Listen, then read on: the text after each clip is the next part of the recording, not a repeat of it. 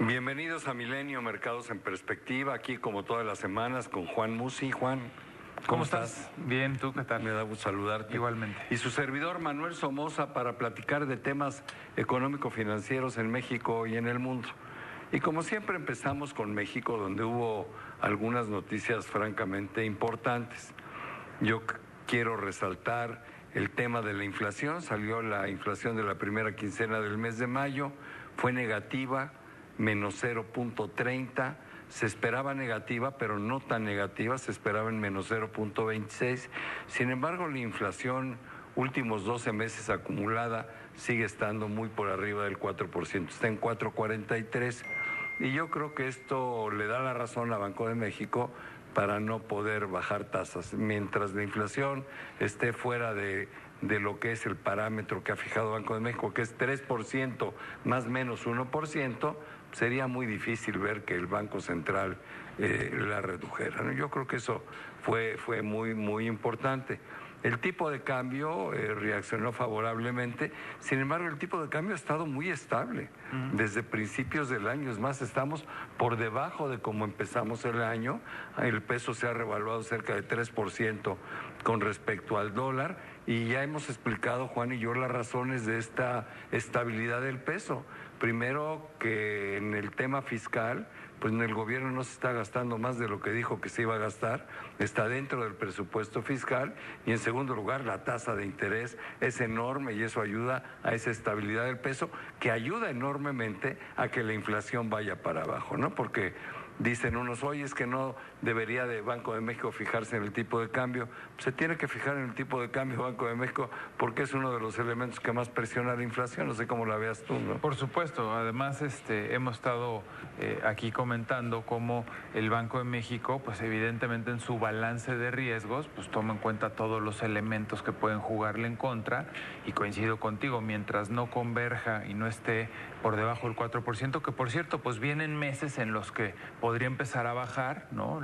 Y a irse hacia ese objetivo, pero pues todavía, como dices tú, está lejos. Y por el otro lado, pues yo sí lo creo, les da pánico mover la tasa para abajo y que se te dispare el tipo de cambio. Pues sí, yo creo que está cómodo con su 8.25 de tasa Banjico, y esto mantiene esa estabilidad en esto que es francamente importante. Oye, como decías también la semana pasada, perdón, creo que es bien importante, es muy poco el gane por bajar ahorita .25, ¿no? Porque no va a ganar tanto aquella, o sea, no está tan apalancada nuestra economía, ¿no? Ya lo comentabas la semana pasada. Entonces, tampoco es que le vayas a meter un impulso adicional a la economía por bajar un cuartito. No, vamos a crecer lo mismo con una tasa al 8 que al 8.25, a mí no me cabe la menor duda. Entonces, ¿para qué arriesgar? De acuerdo. Otro dato que salió, y este fue el viernes, se revisó lo que ya conocíamos, el crecimiento de la economía mexicana, y se revisó a la baja. Si comparamos el primer trimestre del 2018 con el primer trimestre del 2019, antes teníamos un número que decía que había crecido la economía 0.2%, ahora ya en el dato revisado y ampliado es 0.1%. El crecimiento del cuarto trimestre del 18 versus el primer trimestre del 19 se mantuvo igual, con un decremento del menos 0.2%, o sea que ahí no hay cambios importantes.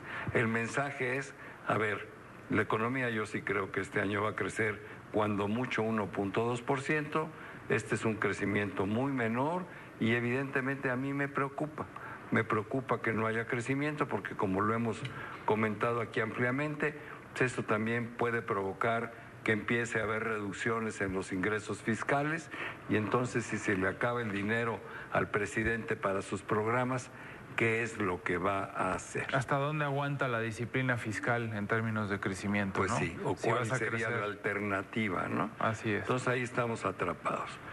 Pasando a Estados Unidos, yo sí quisiera comentar que lo más relevante es quizá la lucha comercial que se está llevando con China. No me atrevo a decir qué tan riesgoso es el momento que se está viviendo, porque Donald Trump está jugando con todos nosotros, ¿no?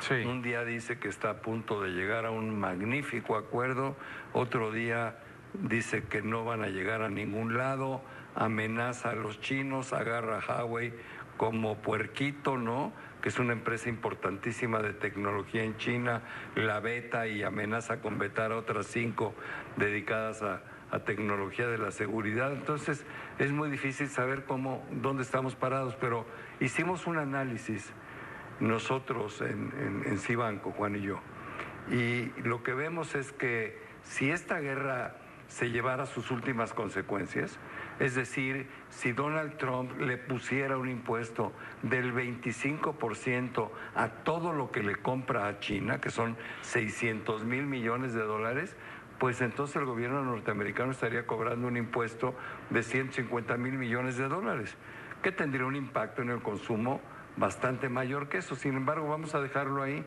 Trump dice que una parte de esos dineros la va a utilizar para ayudar a los granjeros que están sufriendo porque los chinos no les compran carne y no les compran cereales y no les compran granos y bla, bla, bla. Pero la verdad es que ese impacto impositivo lo va a pagar el consumidor norteamericano. Y los especialistas y econometristas nos dicen que si eso sucede, el crecimiento de la economía norteamericana, cuando este impuesto ya esté completamente en uso, puede impactar el crecimiento en 1%. ¿Qué quiere decir? Nosotros tenemos una estimación del crecimiento de la economía en Estados Unidos este año del 2.3, 2.4%. Pero el año entrante nuestra expectativa era que esa economía, y la de muchos más, era el 1.7%. Bueno, si esta lucha se llevara a sus últimas consecuencias y el impacto brutal fuera en el 2020, en lugar de que Estados Unidos creciera al 1.7, crecería al 0.7 o 0.5, estaría al borde de una recesión. Y a mí lo que me preocupa es que para México el segundo gran riesgo, después de nuestras propias políticas internas, es que la economía de los Estados Unidos se caiga, porque lo único que crece en este país es la exportación de manufacturas. Y si la economía norteamericana está en fuerte desaceleración o aún en recesión, pues nos va a ir fatal, nos va a ir de la patada. Yo estoy convencido que Trump está jugando con nosotros, estoy convencido que está jugando póker, un juego muy agresivo, muy hostil, ese es su estilo, así ha sido siempre, y estoy convencido de que de último momento, esto que ya comentaste, que es un análisis que en pocas palabras los llevaría a crecer un punto porcentual menos, no le va a alcanzar para reelegirse. No hay que olvidar que 2020 es año de elecciones, no hay que olvidar que el señor se quiere reelegir y que no le va a alcanzar para las dos cosas. Guerra comercial en modo 100% y reelección, yo creo que no le va a alcanzar. Y la verdad es que a mí lo que me parece alarmante, y no sé, con tantas investigaciones que tiene Trump encima, yo sugiero que le hagan una investigación de cómo se puede estar beneficiando. El ejemplo te lo platicaba el viernes de la semana pasada. Ha de tener un cuate al que le hable, le dice, hoy voy a decir esto, sí, compra, o hoy voy a decir esto y vende, ¿no? Así es, está jugando con los mercados, se ¿no? antoja. Entonces, que es posible. El viernes tuiteó que estaba muy optimista con las negociaciones con los chinos después de que el jueves había vuelto a ser muy enérgico contra Huawei, después de que había vuelto a amenazar de meterle una serie de sanciones a más productos chinos.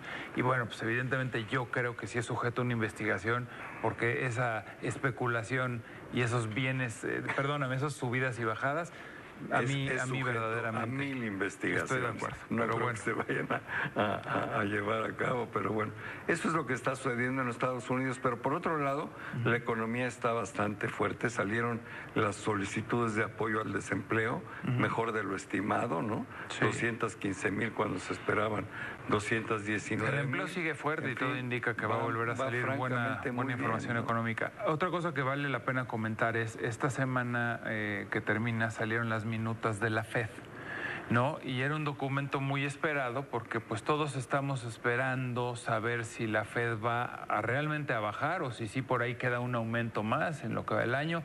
Al final de cuentas, creo que las minutas nos dejaron igual, ¿no? Volvieron a hablar de paciencia.